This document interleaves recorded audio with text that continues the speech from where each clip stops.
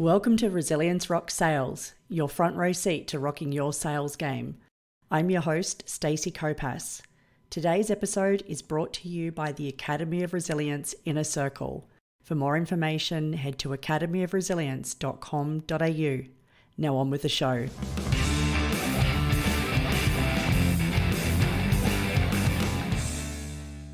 Hello and welcome to another episode of Resilience Rock Sales. Today I am joined by the amazing Nick Morgan, and Nick is joining us from Boston today. I'm in Sydney, and we had the amazing fortune to meet in Toronto, of all places, in late 2019. So I'm super excited to be able to share Nick with you today, and welcome to the show, Nick. Thanks, Stacey. It's good to see you, even if it's only in two dimensions. Yeah, I look forward to the day when Toronto is back on both our schedules. Yeah. Oh, look, it will come. But in the meantime, we've got We can do this. Yeah. We can do this. And that's what's been amazing. Even when things were all locked down over the previous few years, this is, a mainstay of the communication. And it's also something that you are very well known for with your latest book around virtual communication. So what I'd love is if you could just give us a bit of a rundown of the Nick Morgan story. And particularly, I'd love to hear around the communication piece. It'd be great to hear a little bit more on your expertise there and how you came to be known for that. Well, there's the origin story. There's why I got into this fascinating field to begin with, and then there's the how I got to be known for it, which are two different stories, separated by a surprising number of years. When I was 17, three things happened to me that gave me a lifelong interest in communications. First of all, I read a book about the Dalai Lama and became a hero. Second, I learned my father was gay. And third, I died. So, yeah, I take these things in order. I read a book about the Dalai Lama, and as I say, his feats and daring exploits in escaping from the invasion of the Chinese in 1959 made this incredible story. And he was a young man then, not much older than I was at the time when I read the book, and so it was just thrilling stuff to me. And so when I had a chance to hear him speak in person a bit later on, he came to the University of Virginia where I was a student, and so I jumped at the chance. And you have to imagine 35 or 40 of us sitting in a conference room waiting for the Dalai Lama. And this was pre-internet fame, so he wasn't a rock star yet. He was just this barely known, rather obscure Tibetan Buddhist character. And we're sitting there, and I guess we're amongst the faithful. We're fans, because otherwise we wouldn't be there. And he doesn't show up. 10 minutes goes by, no Dalai Lama. 20 minutes, no Dalai Lama.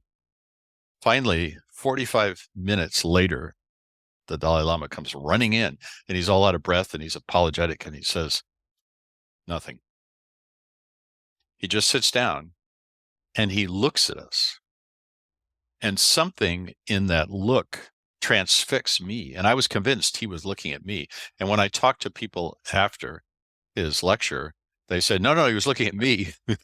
And somehow he pulled off this amazing body language feat of appearing to look deeply into the eyes of everybody that I talked to, or a good sampling of the audience, and make a profound connection with us. And so I was just transfixed by that. How did he do that? What was going on there? What was happening? And I've since learned that if we have time and want to geek out, I actually understand something of the neuroscience of what he was doing now. But back then, it was just a mystery. He was just amazing, and I was transfixed. So back to Christmas, I have to get a present for my dad, and he's a complicated man to buy a present for. But I finally settled on a book, because that was always safe in our family. Lots of books everywhere in the household. And I had just read, because you had to do it in high school, E.M. Forster's A Passage to India. It was a standard requirement for the curriculum. And weirdly, even though I knew E.M. Forster was dead, since passed to his great reward, his new book was released that winter. And it turned out it was released posthumously because it was a thinly disguised autobiographical novel about his homosexuality, which was illegal in his day in England. And so he'd embargoed it for 50 years after his death. And I was only sort of vaguely aware of the story, but I thought classic writer, probably good enough for my dad. So I got it, wrapped it up, put it under the tree. And the next morning, when he looks at it, when he opens it up, Christmas Day, he gives me this funny look just for a second. And in that second, I knew something clicked in my head. And I said, oh, my dad is gay. I just knew it. And he didn't come out for 10 years after that. And when he did, he came out to me first. This has been a secret his whole life. He came out to me first. And he said, there's something I need to tell you when you walk in the woods with me, because in my family, when you walk in the woods, that's where you talk the important stuff. So we're walking in the woods, and he's hemming and hawing, and he clearly wants to say something, but he's really struggling. It's hard for him. So finally I say, Dad, you're gay. I know, get over it. It's not a big deal. And he says, how did you know? And I started thinking about it. And I said, well, that look you gave me 10 years ago at Christmas. And I suddenly was aware of how odd that sounded. And he had no memory of it. So he wasn't aware at the time that he had really revealed anything at all to me. So again, I was struck by, think of that, a lifetime of secrecy revealed to, admittedly, somebody who's very close to his son, but just in a glance. I mean, what's going on there, right? I wanted to know, what is this exchange of information called body language, and how is it so powerful, and what's going on? So just after Christmas, that Christmas, I was tobogganing with friends, and I took one run on my own because I didn't think the other folks were going fast enough. I was kind of a daredevil at age 17, and I went too fast and crashed into a tree and fractured my skull, and I was in a coma for a week. And during that week, I died, just like in the movies. I flatlined for just a couple of minutes. The machine that was going like this suddenly went, and everybody came running in with the paddles, just like in the movies, and they shocked me back to life. And when you come back from something like that, a traumatic brain injury, they give you a test to see whether your brain still works. Mine did. I passed the rather simple test. They ask you if you know who the president is and what year it is, and very simple tests like that, just to see if you're still sort of aware of your surroundings, what's going on. And I passed the test. But when I went back to school, it soon became clear that there was something wrong with me, which I couldn't articulate very well at the time, and which nobody tested for. They didn't warn me about. But I could no longer do what you and I now can reasonably well, and all your viewers can also do, which is we are all experts in the body language of people that are close to us, because we know what they do sort of from day to day. And we've observed this unconsciously for long periods of time, if they're family members, or years, if they're friends or colleagues that we worked with for a long time. And so we know what their base level of sort of body language is. And thus we know when they're really excited or really sad or really angry, right? We can pick that up instantly, and we're pretty good at it. People can lie, but on the whole, we're pretty good at it. And we completely terrible at doing it if we don't know the person well. And so all the efforts by, in our country, the CIA and the FBI to get better at reading the truths of spies and criminals and things like that have failed. But we're good at reading people that we know. I couldn't do that anymore, suddenly at age 17. And when my friends said, because they were sarcastic 17-year-olds when I went back to school, Nick, you look great. I said, thanks. That's so nice of you. And they said, no, we don't mean it. We're being sarcastic, you idiot. You know, what's the matter with you? Can't you tell? And it became clear there was something really off with me. And so they were actually, to give my friends credit, after they got the idea, they were very nice about it and sort of helped me figure out by sticking their faces in my face and going, I'm smiling. That means I'm happy, Nick. No, this kind of thing. Oh. More seriously, it took about a year before my brain recovered and I sort of retrained myself. But I was, ever since, I've been sort of simultaneously aware in the way most people are, which is unconsciously. That is, you just pick up the cues from people. You don't have to think about it. You don't have to go, oh, Stacy is angry or Stacy is happy. You just know because you see it. Right?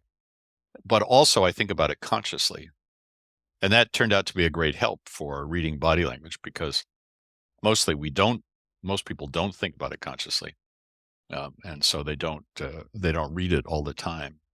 It's very helpful in my business to be able to do that. So that's why I got started in the business. Was I was just fascinated by all these things to do with body language, especially in communications.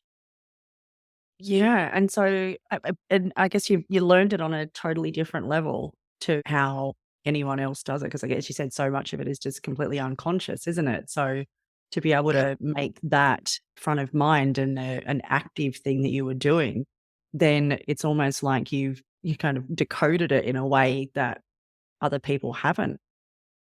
Yeah, and I use this as a trick all the time when I'm speaking, a friendly trick. It's not I have no devious intent, but I'll start with a gesture at the beginning of the talk, and I'll do that gesture. I'll hold it for 5 minutes or so, and then later in the talk, when I start to reveal the mysteries of body language, I'll say, "Does anybody remember the gesture I began the talk with?" And people never do, and they're incredulous when I say, "I stood there for 5 minutes doing this particular gesture, whatever it was. I pick a different one each time, and you don't remember." And they go, "Why don't we remember?" And it's because we don't care about body language per se. What we care about is the intent behind the body language, and we care about that deeply. We want to know, and it's important to us in our survival and our success and our happiness and all kinds of things, that we can read each other's intent. And the place that's revealed is in body language most of the time. So That- if somebody says to you, you say, "Hey, Bill, how you doing?" And he says, "I'm fine." You don't read the words. The literal words are, "He's fine." You read the intent behind the words, and that you get through body language. And that's what we care about. That's what we want to know. But if we asked you a day later, what did he say? You would remember the intent. You would say something's wrong with Bill, but you would not remember the specific facial gesture that he made to indicate that, or the shrug of the shoulders or the sigh or whatever it was he did, because what you care about is the message behind that. and I can see that that is going to be super relevant for people who are in sales, which is our audience for the podcast.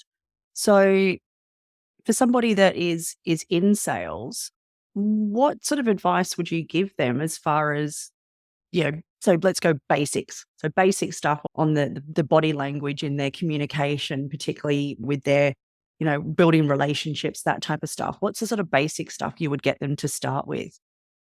Well, if they promise to use their powers for good and sell good stuff, then we'll reveal the secrets. But um, what we care about at the beginning of any relationship, the first question we ask ourselves, meaning unconsciously we ask ourselves, and we start scanning and looking at an enormous amount of data to determine the answer to this question is this person friend or foe? Meaning, that's the way the experts word it, but it means, can I trust this person or not? Is this person meaning good toward me or ill?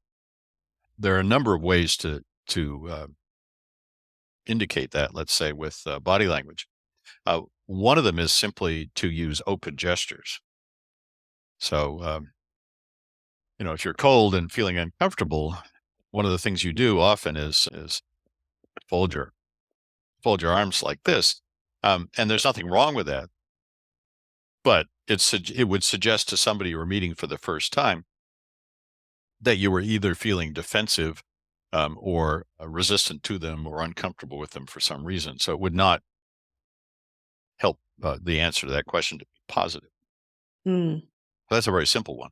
Now, there are four facial gestures that are very important in determining the friend or foe question. And I'm sure some of your listeners either have a friend or a colleague or a spouse or have been told themselves that they have an angry resting face. Uh, it's a thing people tell each other, and if your resting face is like that, then you want to inform it. So a little self-awareness is good here. But there are 4 facial gestures that are positive that build connection. And so opening the eyes wide is one, not too wide. You don't want to show a lot of whites, but just opening them up. That shows interest. Raising your eyebrows shows a desire to find out what the other person is thinking or feeling. Nodding is a way to build affirmation, and then smiling. This is the simplest one of all, of course, that we all know. So, but if you put those 4 together, then you get a very positive face. And I love to play with. I have a great little video of Paul McCartney, the famous rock and roller and former Beatle.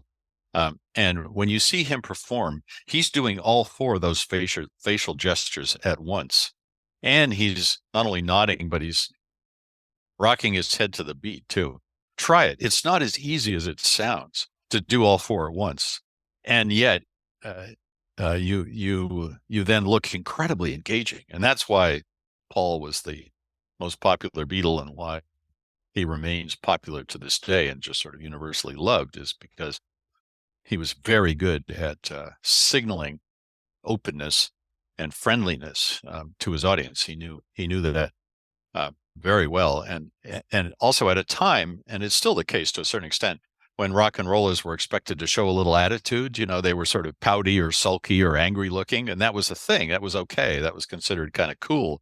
So here was Paul coming along, smiling and nodding and being friendly, and hey, it worked. That's why he's worth £1 billion or whatever he's worth, And still touring. and still working hard. Yeah, I'm still doing 3-hour concerts. It's incredible. Yeah, he's recently announced an Australian tour, so going to There you go. obscure places around the country as well, which is good to see.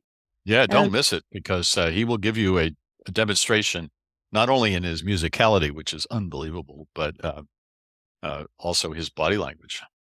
Friendliest rock and roller ever. That's awesome, and again, the longevity of that is just crazy to see. But as far as that goes, is that something that you feel that he and other people naturally do that or have that, or is it something that you feel that people can consciously work on doing? You can certainly consciously work on. It is not the case that we all come uh, into this world with the ability to do all those things in a positive way at the right times. We tend to just respond in the moment according to how we're feeling, and so to train yourself to do something like that, um, it can be done, and b, it takes a while, because, for example, to train yourself to have more open gestures rather than closing your gestures, to be more open, requires an effort for a while. And then after a while, you get used to it, and it's okay, and it's easy to do. But it takes, I tell people who are working on it to become better public speakers, that it'll take them uh, 4 to 6 weeks of hard work before they even begin to feel remotely comfortable on stage using those gestures, as opposed to what people typically do when they go on stage, because they feel self-conscious, is they Mm, find some way to bring their hands together in front of themselves. And this is a low-level fight or flight or freeze syndrome response, right? If I'm feeling slightly exposed on the spot, if I feel like everybody's looking at me, then my instinct is to fight or flight or freeze, to use the full technical term. And so in order to be ready to do that, I need to have my hands up here in front of my torso, ready to fight, or to protect myself. And so it's astounding if you look at videos of speakers, as I do constantly, day after day after day. It's astounding, but I'm going to go on a limb and say 70% of them find some way to get their hands here, and they're completely unaware of it. And in mm. fact, they'll often argue with me if I'll say, you need to make your gestures more open. They'll go, I was open. And what they mean is they went like this. They have little moments of openness. Hi, it's Yeah. great to be here. And all that does is open the door a little bit. Hey, I'm friendly. Oh, no, I'm not really. So you send out a very confusing body language message. I always say every communication is 2 conversations. On the one hand, it's the contents, what you're trying to say. And that's the point of humans getting together, is to exchange stories, content, information about things.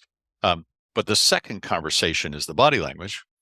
And if that supports your first conversation, then you can be a successful communicator. So if you come out and say, I'm really excited to be here, and you look excited to be here, and your gestures say you are, and your energy is high, and your voice is loud and enthusiastic, then then you'll be a successful communicator. You'll communicate that message, to pick a very simple example. But if you come out and you're like this and you say, I'm really excited to be here, what's the audience going to believe? They're going to believe you're not excited, and they're going to look for the exits, because your body language contradicts the second conversation, contradicts the first conversation. And people always believe the second conversation, because what they're trying to do is decode your intent. What's this going to be like for me? Who is this person? Oh, he's low energy. He's claiming he's high energy, but he's actually low energy. This is going to suck. Show me the exits, right? So that's the kind of thinking that people do to decode the intent of others, and they look to that second conversation to do it. Yeah, and then that would demonstrate that incongruence, isn't it, between those two things? And I guess when there is incongruence, then that's where people are going to go, something doesn't feel right, isn't it? It's like that. Sometimes they may not know consciously what it is, but there's that thing. It's like, no, just something feels off. Yeah, and this is the mistake that many people make. Salespeople are on spot, especially for this, because they're meeting a lot of people for the first time. And so whatever their own natural feelings about that are, most people are a little hesitant. Like it can be, unless you're a wildly extroverted, happy person and you just love meeting everybody. Most of us have good days and bad days, and there are days we feel more like meeting people and less. But we'll give it away in our body language, because our body language will say, I'm feeling a little meh about this. And we'll convey that. And to your point, the customer won't register it consciously. They'll just get a slightly queasy feeling that salesman really isn't all that enthusiastic, or salesperson isn't all that enthusiastic about it, or isn't fully there, fully present. Or as you say, you don't quite trust them, or there's something a little off about it. And we don't articulate those feelings to ourselves. We don't analyze it consciously and say, Nick looks a little off today. I'm not sure that I'm going to do business with him. Instead, because our unconscious minds work much quicker than that, we just get, no, this isn't great. I'm going to go somewhere else. That's the way we react. And how would that then translate into like a virtual environment? So as we are here, okay, for the framing, generally you're getting sort of head and shoulders. Right. So what's the best way that a person can then use that space then to, demonstrate that ability to connect? Connection is a huge part of resilience and nurturing that. So in the virtual space, what's the best way to be able to bring that in? And when you don't have the benefit of seeing the full body language, I guess, and how people are even positioning themselves and other aspects of body language we would generally use to make that unconscious assessment. Yeah, one of my favorite factoids about this is that we unconsciously measure when somebody leans toward us. Of course, we might see them moving toward us, but we're also getting a slight change in the air pressure between us, which is incredible to think about. Our unconscious mind picks up on that. And we might also get a whiff of perfume or cologne if they're wearing that, or even their sort of basic body smells of various kinds. All of that gets taken in by the unconscious mind and instantly analyzed. And basically, humans move toward things that they like and away from things that they don't like. Move towards smells that we like, baking bread, and away from smells we don't like, rotten eggs, So that's deep and unconscious. And in person, we get that without any hesitation. So I can warm up the conversation by leaning into it, or show eagerness or interest in the conversation by leaning into it. That doesn't come across in the virtual environment. So you get much less information. Even though we can see each other, we're not getting as clear sound and that there's a bit of a geeky reason for that, but smell, taste, and touch are much weaker, of course, or non-existent compared to in person. And the trick about the visual, which makes it very sneaky, is that we think we're seeing the other person, and we're so used to looking at pictures and watching movies and television and things that we're used to translating this image that we see into 3 dimensions. And if you do brain scans of people, if you watch a movie, they get affected in the same way that they would if they'd witnessed something in person.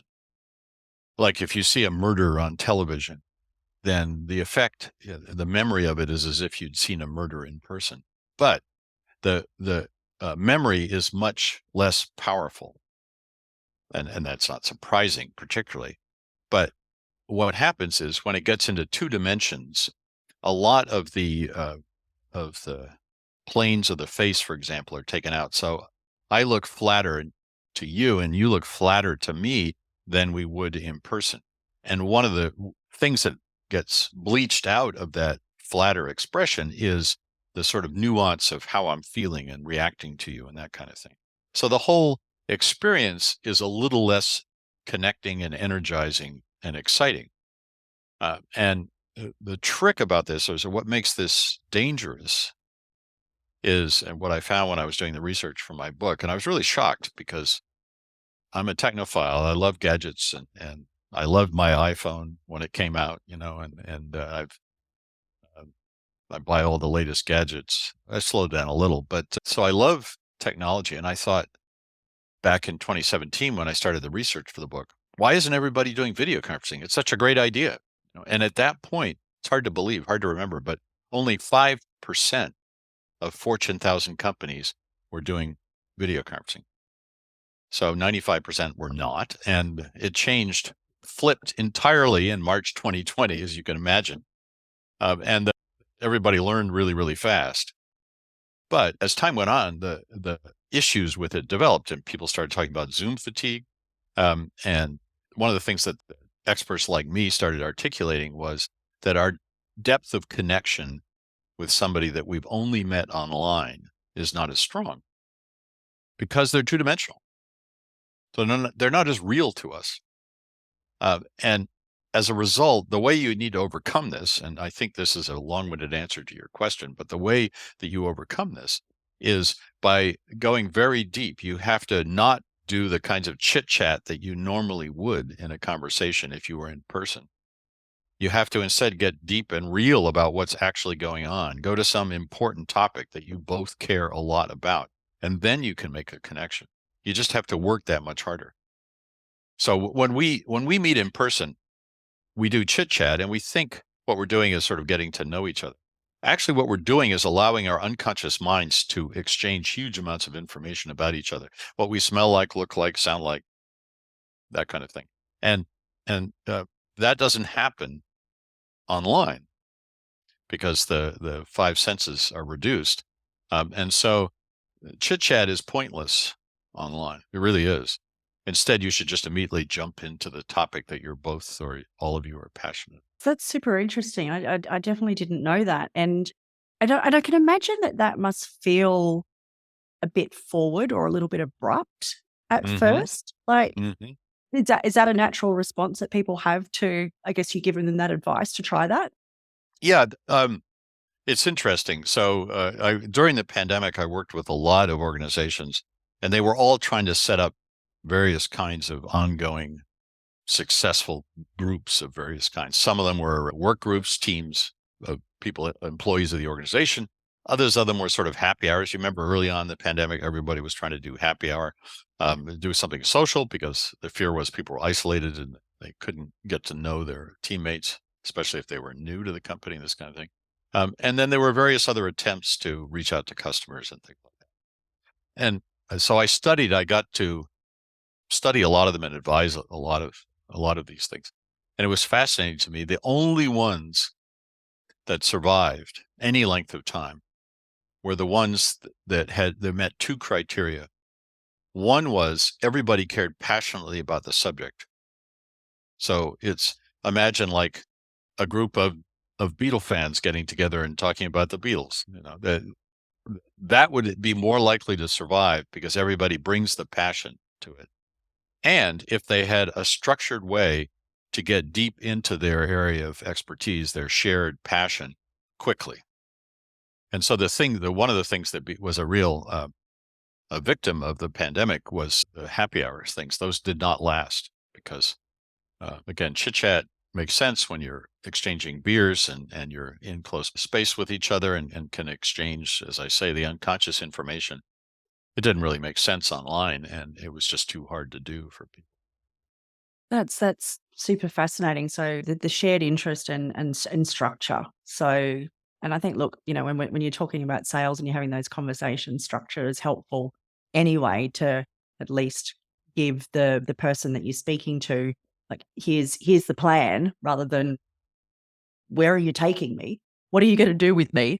So I think that's really helpful to bring those things together. And I guess, taking it one step back again, another level of complexity in that connection and communication. If people are doing their stuff predominantly by phone, what's your advice there about, creating that connection and the similar things that obviously each layer we're removing these different abilities that we would naturally use. So from Right. a phone perspective, how would a sales professional approach that? Because I guess a lot of them, especially, their bulk of their stuff, building pipeline and stuff like that, is going to start with probably some written communication and phone. But yeah, I guess Mhm. from a phone perspective, what's the best way to do that? Well, you want to think about it as, I would say, you do want to think about a structured way to go deep. So and then think about it as listening more than talking. So you should be asking questions. You should be getting information about things that matter to the customer as well as to you, of course. And so I would have very structured conversations ready that dive deep into the area of expertise where you can add some value to the conversation. Rather than thinking of yourself as somebody who's trying to get a customer to say yes, think of yourself as somebody who's educating that customer to make the best decision about a particular thing, a product or a service that you're selling. The best salespeople that I've worked with are ones who see themselves as providing information at the right time to the customer, wherever they are on their decision-making journey. And uh, they might even give them reasons, not to purchase now, but to wait until the time was right, or not to purchase this particular model, even if it's a more high margin model or something, rather than pick this other thing. Because they know that if they can get the customer to be really happy and locked into something, then that customer will become an advocate for them and enthusiastic about the product, because that's the way things go these days. So that's what you want. You want a bunch of advocates out there who you served well and therefore are grateful, and they will serve you well by giving you um, testimonials or becoming your advocate. And I can imagine when people start implementing these things, it's going to, feel awkward and clunky and things like that to start with. And I think there's going to be probably some uncomfortable experiences where it doesn't quite land the way that they'd intended it to. So what role do you feel that resilience has then in that process of becoming a better communicator, becoming a better salesperson, and I guess their overall success in sales? Yeah, I think it's enormously important in any field of endeavor where you're going to get as many no's as you get yeses. Um, you've got to be you've got to be resilient just uh, to learn from your mistakes, not take them personally, and learn from the no's. That may not even be your mistake. It may just not be the right time for that particular customer. And part of your research process, your interrogation process, if you will, of the customer, should be to find those kind of things out. It's like where they are and all that. I'm sure your salespeople realize that already. But where resilience comes into play is not only getting you through the times when it doesn't seem to be working, um, but also helping you take the long view to understand why the heck it is you're in the business, what it is you're offering, and to make it through the long haul as you get established, especially if you're new in a business. When I first started my own company and I was selling communications coaching, I had 6 months before I booked any revenue, and that was a scary 6 months. And if I hadn't been convinced that ultimately work out. And if I didn't love what I was doing so much, then I never would have made it through those 6 months. So you got to simply have to be resilient in the face of getting to know what it is you're actually selling or what it is you're actually offering to the customers and how best to connect with them about that, and getting to know them and what they need, so that you can tailor your solutions to them and so on and so forth. So I would say resilience was everything. Without that, you're not going to last long enough to do sales at all. And the sales is a tough job. Yeah, my goodness, 6 months. Like, that's a pretty terrifying prospect, isn't it? Like, anyone that's going into something, and it's been 11 years since I started my business as well, and there's still times even when you're well into your business where you have the droughts at times where, Yeah. but as you said, it's having that belief in what you do and the importance and the value that it has. That's a big one. Having that real connection to the purpose and the difference that you can make is super important. Is there anything that you did during that time, and I guess and you still do today in your business, to consciously make sure that you do have that resilience there to keep going, even just keeping up the pace day to day, regardless of rejection and setback? Like, what is it that you do to make sure that you do have like plenty of reserves of resilience personally? Yeah, so there are two things that I do that have really helped me over the long haul. First of all, I see my job or my chance with potential customers and new people that I meet, um, as this may sound a little pie in the sky or something, but I don't actually think about making a sale at first, and I may take it too far. I don't know, but it's worked out for me. So why would I change now? But anyway, I think about how do I get to know this person and how can I connect them into my world in a way which will make grateful, happy campers out of them. And so I prefer to do a favor first for somebody and help them out in some way. And then later on we can talk about business. And that's partly because my business tends to be long-term relationships with people that I'm helping over years, certainly months and usually years. And the time isn't always right when they first come and talk to me. But I'll try to do something for them then, or make some connection, introduce them to somebody that they should know, that kind of thing. And then I'll say, hey, if the time is right, give me a call. And I would say almost certainly every month, almost every week, I'll hear from somebody who says, Nick, it's finally time to work together. And I'm thinking, who the heck is this person? And I literally got a call the other day from somebody I hadn't heard from since 2010. And Wow. yeah, and this is 2023, last time I checked.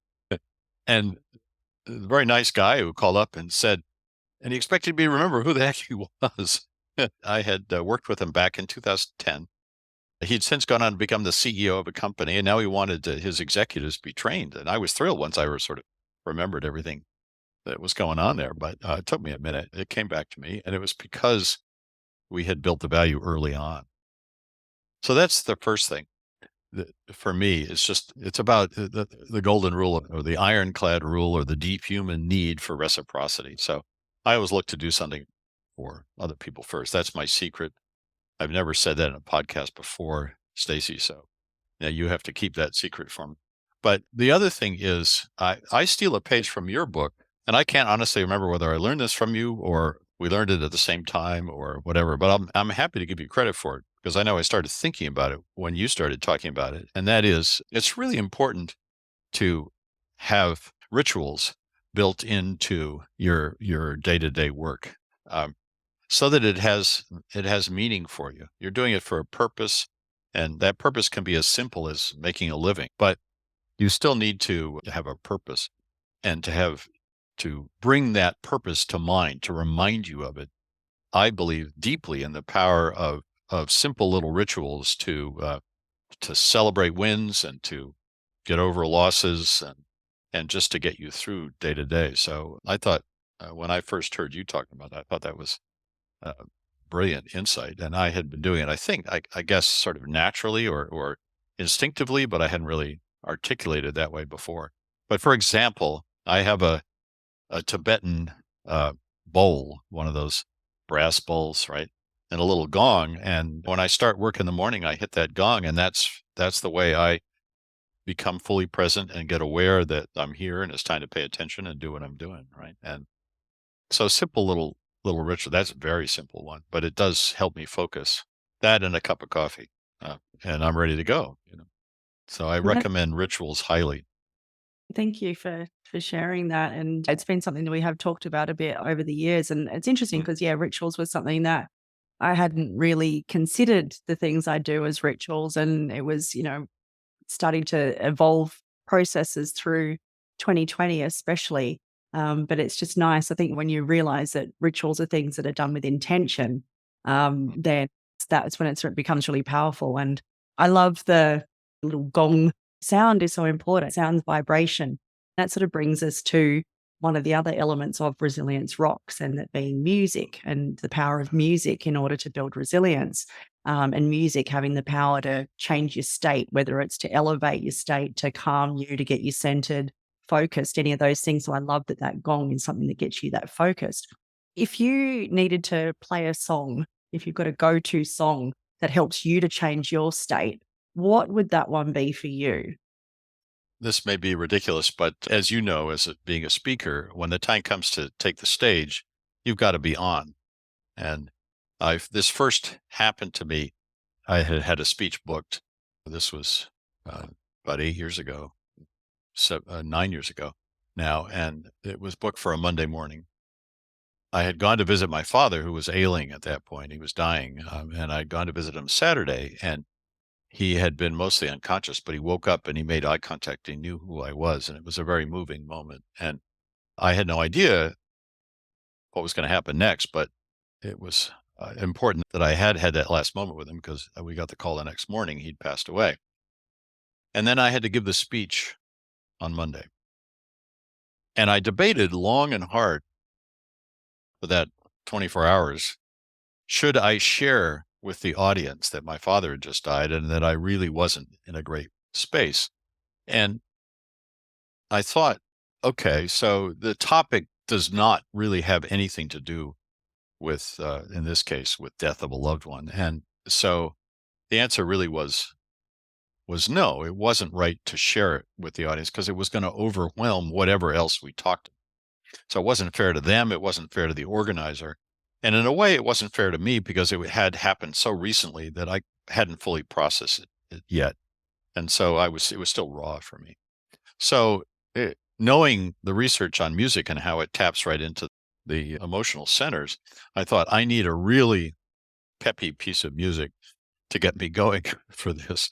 Otherwise, I'm just not going to get through. And so Tom Cruise had just come out with one of the Mission Impossible movies at that point.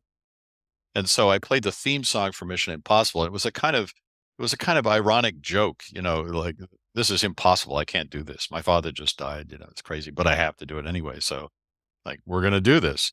And something about that catchy tune that I was reading somewhere the other day, somebody said it's the best movie music ever written, or I guess it was written originally for the TV show, but the best TV show music ever written. And I would have to agree with that. It certainly is completely unique and a fabulous. When you hear that you're going to watch some exciting stuff, right? And so that got me through that day, that really hard day, and ever since now I play it just because it's become a thing. So that's my piece of music, Mission Impossible. Do you know, it's in my head now. Yeah, It's one right. of Try to the get it things. out. Yeah. Yeah. Do, do, do, do, do. It's just that type of thing. And I love that you found that piece. And it's so cool, isn't it? Because again, that depth of meaning that it had for you, but also again, it engages the audience as well, doesn't it? And it gets them in that I'm going to hear there's that element of suspense and intrigue and all those type of things Excitement. that come Yeah. with it, excitement. And it's so funny because my sort of walk on music has ended up being the Rocky theme. So it's like it's the Also the good. Yeah. the movie music. So what I'll Well, do is and that's because there's such a deep emotional connection there for both of us with Rocky or with the Mission Impossible. There's a whole emotional arc that goes with that music then. So it's even more powerful. You could do it also with a pop song. There are tons of, as we started with the Beatles, tons of Beatles, Paul McCartney music. But I like Mission Impossible for all those reasons of association, and for the element of, yeah, the slight element of risk or danger or excitement or something going on. That makes the speech exciting. Yeah, I think it's great. So what I'm gonna do is I've got the Resilience Rocks playlist on Spotify. So I'm Mm, gonna find the Mission Impossible theme. I'm gonna add that to the list. I think excellent. it's an excellent addition.